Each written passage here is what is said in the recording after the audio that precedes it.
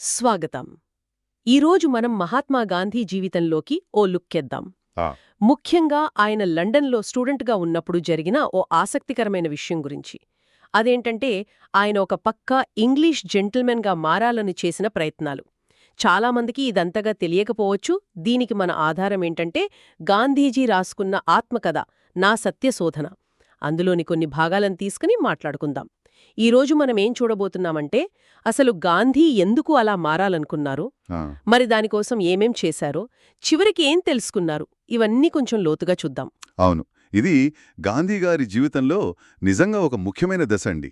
అంటే బయట కనిపించే రూపానికి, అలవాట్లకు, లోపల ఉండే అసలు విలువలకు, నైతికతకు మధ్య జరిగిన ఒక సంఘర్షణ లాంటిదన్నమాట. అంతేకాదు, అప్పట్లో అంటే ఆ కాలంలో ఒక భారతీయుడు బ్రిటిష్ సమాజంలో కలిసిపోవడానికి ఎంత కష్టపడాల్సి వచ్చేది, ఎలాంటి సవాళ్లు ఎదురయ్యేవి అనేది కూడా మనకు తెలుస్తుంది. ఆయన దీని కూడా తన ప్రయోగాల్లో ఒకటిగానే చూశారు. ఈ ప్రయోగాలు అనగానే నాకు ఆయన శాకాహార దీక్ష గుర్తొస్తోంది. లండన్లో ఆయన శాకాహారం విషయంలో మరింత స్ట్రిక్ట్ అయ్యారు కదా. నిజమే. మొదట్లో అంటే తల్లికిచ్చిన మాట కోసం, ఆ తర్వాత ఆరోగ్య కారణాల వల్ల శాకాహారం పాటించినా లండన్కి వెళ్ళాక దానిమీద నమ్మకం బాగా పెరిగింది. ముఖ్యంగా హెన్రీ సాల్ట్ రాసిన ఏ ప్లీ ఫర్ వెజిటేరియనిజం అనే ఒక పుస్తకం ఉంది. అది చదివాక శాకాహారం అంటే కేవలం ఆరోగ్యం కాదు, అదొక నైతిక బాధ్యత అన్న ఆలోచన వచ్చిందాయనికి. హోవార్డ్ విలియమ్స్ లాంటి వాళ్ళ పుస్తకాలు కూడా చదివారు. అంటే ఇవి కేవలం డైటీ రూల్స్ కాదు, ఇదొక జీవన విధానం అని నమ్మడం మొదలుపెట్టారు. అదొక సిద్ధాంతంగా మారిపోయిందప్పుడు. అయితే ఈ పట్టుదల ఆయన క్లోజ్ ఫ్రెండ్కి కొంచెం కంగారు పుట్టించినట్టుంది కదా. అవునవును. ఆ స్నేహితుడికి గాంధీ ఆరోగ్యం ఏమైపోతుందో, ఫ్యూచర్ ఎలా ఉంటుందో అని భయం పట్టుకుంది. మాంసం తినకపోతే నీరసపడిపోతాడని, ఇంగ్లీష్ వాళ్లతో కలవలేక అంటే వెనకబడిపోతాడని అనుకున్నాడు. గాంధీ ఏమో ఇలా వెజిటేరియనిజం బుక్స్ చదువుతూ ఆ ప్రయోగాల్లో మునిగిపోవడం చూసి ఈయన చదువు అటకెక్కింది, ఏదో తేడా దారిలో పడిపోతున్నాడు, ఒక క్రాంక్లా తయారవుతున్నాడు అని కంగారుపడ్డాడు. క్రాంక్ అంటే అప్పట్లో వింతగా మూర్ఖంగా ప్రవర్తించేవాళ్ళని అలా అనేవారు. మరి ఆ ఫ్రెండ్ గాంధీని మార్చాలని ఏదో రెస్టారెంట్లో ఒక సీన్ క్రియేట్ చేశాడట కదా, అదేంటి? ఆ, అదొక చివరి ప్రయత్నం అన్నమాట. గాంధీని ఎలాగైనా దారిలో పెట్టాలని ఒకరోజు థియేటర్కు పిలిచి ముందుగా హోల్బోర్న్ రెస్టారెంట్ అని ఒక పెద్ద హోటల్కి తీసుకెళ్లాడు. అదో పెద్ద లగ్జరీ ప్లేస్. గాంధీకది కొత్త. ఫస్ట్ కోర్స్గా సూప్ వచ్చింది. అది వెజిటబుల్ సూపో కాదో అని గాంధీ వెయిటర్ని పిలవబోయారు. పోతే ఇక్కడ్నుంచి వెళ్ళిపో, వేరే చోట తిని బయట నాకోసం వెయిట్ చెయ్యి అని గట్టిగా అరిచేశాడు.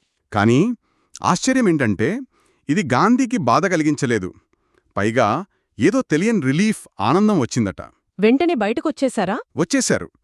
దగ్గర్లో ఉన్న వెజిటేరియన్ రెస్టారెంట్ అప్పటికే క్లోజ్ అయిందట. దాంతో ఆ రాత్రికి పస్తులున్నారు. అయినా సరే ఫ్రెండ్తో థియేటర్కి వెళ్లారు. ఆ సంఘటన గురించి ఇద్దరు మళ్లీ ఎప్పుడూ మాట్లాడుకోలేదట.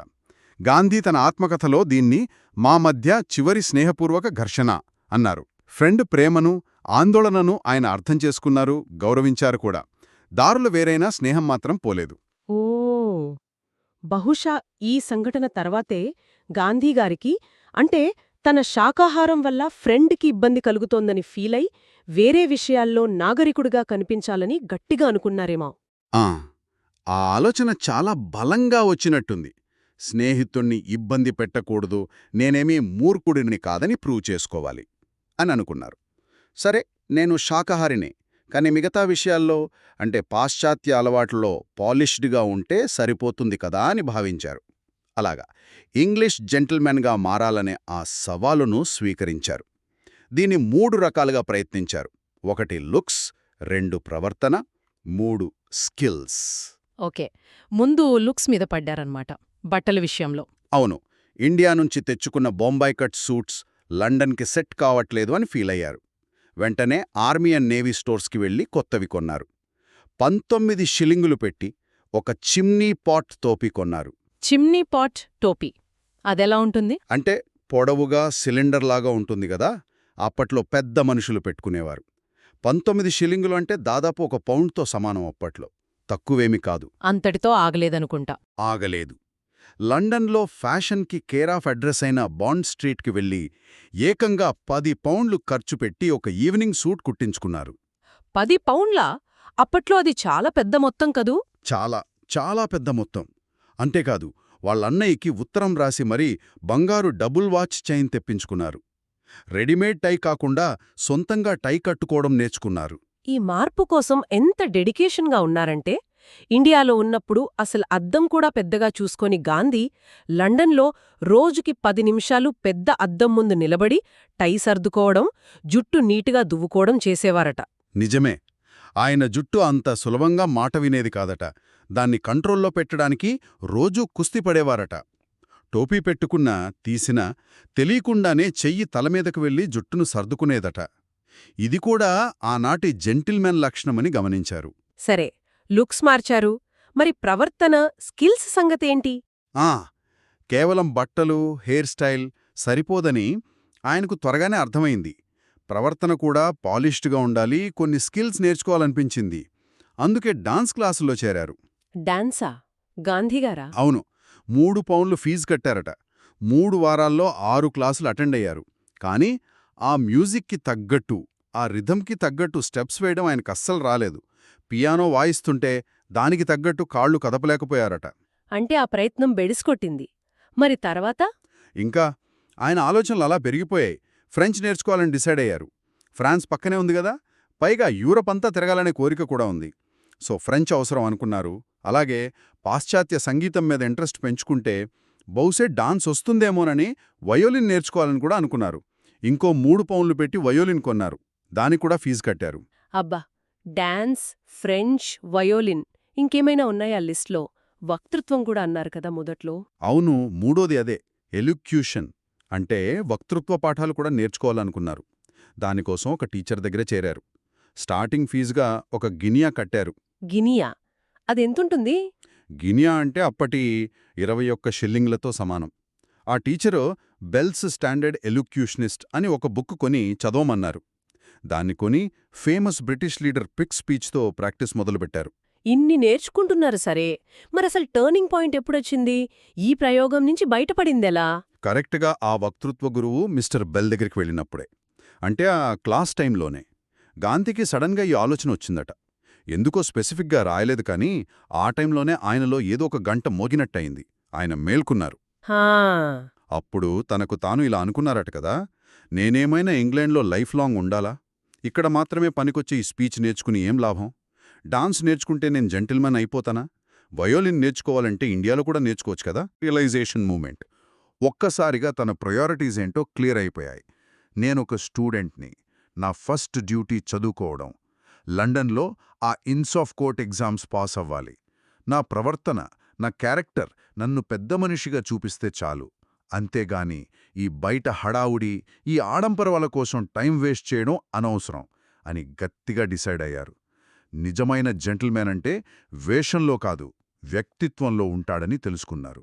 ఈ రియలైజేషన్ కేవలం ఆలోచనకే ఆగిపోలేదు కదా, వెంటనే యాక్షన్లోకి దిగారు. ఖచ్చితంగా ఏమాత్రం ఆలస్యం చేయలేదు. వెంటనే ఆ ఎల్యూక్యూషన్ టీచర్కి లెటర్ రాసేశారు, నెక్స్ట్ క్లాస్ నుంచి రాలేనని. అప్పటికి 2, 3 క్లాసులే అయ్యాయంతే. అలాగే డాన్స్ టీచర్కు కూడా లెటర్ రాశారు. వయోలిన్ టీచర్ దగ్గరకేమో పర్సనల్గా వెళ్లారట. వెళ్ళి ఈ వయోలిన్ని ఎంత రేటొచ్చినా పర్లేదు, అమ్మేయండి, నేనొక తప్పుడు ట్రాక్లో వెళ్లాను, ఇప్పుడు బయటకొచ్చాను అని చెప్పారట. ఆ టీచర్ ఏమన్నారు? ఆశ్చర్యంగా ఆవిడ కూడా గాంధీ డెసిషన్ని అర్థం చేసుకుని ఎంకరేజ్ చేశారట. మొత్తం మీద ఎంతకాలం సాగింది ఈ ఇంగ్లీష్ జెంటిల్మెన్ అవ్వాలనే తాపత్రయం? గాంధీగారు తన బుక్లో రాసింది చూస్తే ఈ ఫ్యాషన్ మోజు సుమారు ఒక 3 నెలలు నడిచిందట. కేవలం 3 నెలలేనా? అవును, ఆ తీవ్రమైన వ్యామోహం 3 నెలలే. కానీ డ్రెస్సింగ్ విషయంలో నీట్నెస్, పద్ధతిగా ఉండటం అది మాత్రం చాలా ఏళ్లపాటు కంటిన్యూ అయ్యిందని కూడా రాశారు. కాని ఆ 3 నెలల తరువాత ఆయన కంప్లీట్గా మారిపోయారు. పూర్తిగా తన అసలు గోల్ అంటే ఆ లా చదువు మీద కాన్సంట్రేట్ చేశారు. టైం అంతా స్టడీస్కే కేటాయించడం స్టార్ట్ చేశారు. అంటే లండన్లోని ఆ వెస్టర్న్ సొసైటీలో కలిసిపోవడానికి గాంధీ చేసిన ఈ ప్రయత్నం చాలా ఇంటెన్స్గా ఉన్నా షార్ట్ టర్మ్ అనే చెప్పాలి. కాస్ట్లీ డ్రెస్సులు, డాన్స్, ఫ్రెంచ్, స్పీచ్ క్లాసులు, వయోలిన్ ఇవన్నీ బయటి మార్పులతో జెంటిల్మెన్ అనిపించుకోవాలనే ప్రయత్నం. సరిగ్గా చెప్పారు. కానీ ఆయన చాలా త్వరగా ఈ బయటి ప్రయత్నాల వల్ల ఉపయోగం లేదని రియలైజ్ అయ్యారు.